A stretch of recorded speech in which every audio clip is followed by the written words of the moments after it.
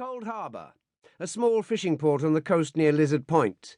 There's an old RAF landing strip there from the Second World War. Abandoned for years, but usable. I'll put out your details to all rescue services. Good luck.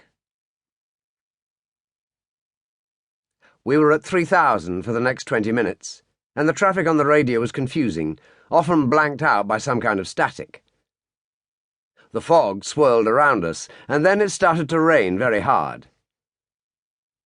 Dupont seemed more agitated than ever, the sweat on his face very obvious now. Occasionally he spoke, but again in French, and once more Denise took over. There were various voices, lots of static, and the plane started to rock as a thunderstorm exploded around us.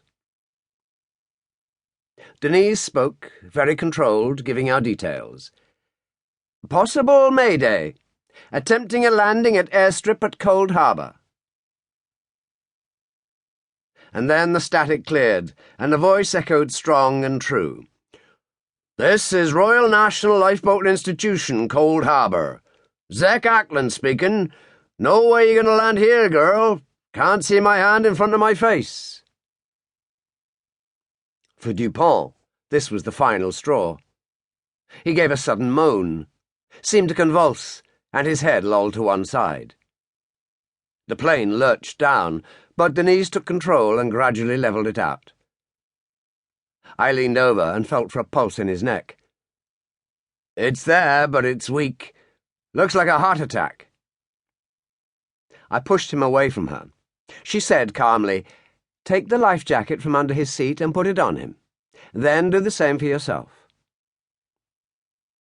She put the 310 on automatic and pulled on her own life jacket.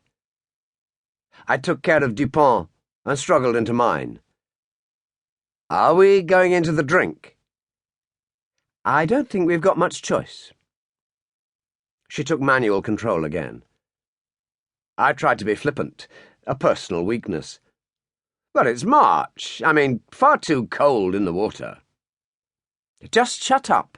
This is business, she said, and spoke again as we went down.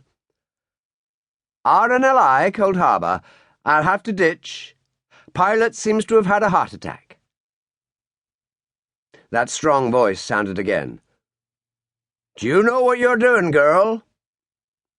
Oh, yes. One other passenger. I've already notified Royal Navy Air Sea Rescue, but not much they can do in this pea souper. The Cold Harbour lifeboat's already at sea and I'm on board. Give me a position as accurately as you can. Fortunately, the plane was fitted with a global positional system, satellite-linked, and she read it off. I'll go straight down, she said. By God, you got guts, girl. We'll be there, never fear. My wife often discusses her flying with me, so I was aware of the problems in landing a fixed-wing light twin aircraft in the sea.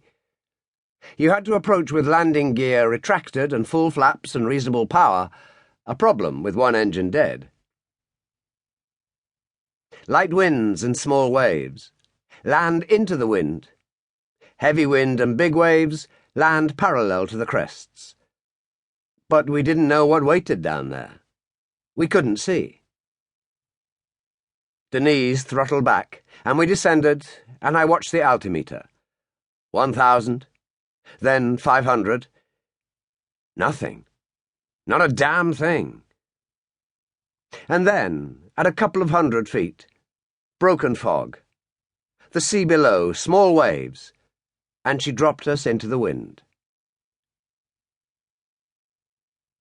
For those few moments, I think she became a truly great pilot.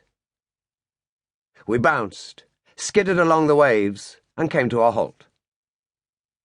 The shock was considerable, but she had the cabin door open in an instant.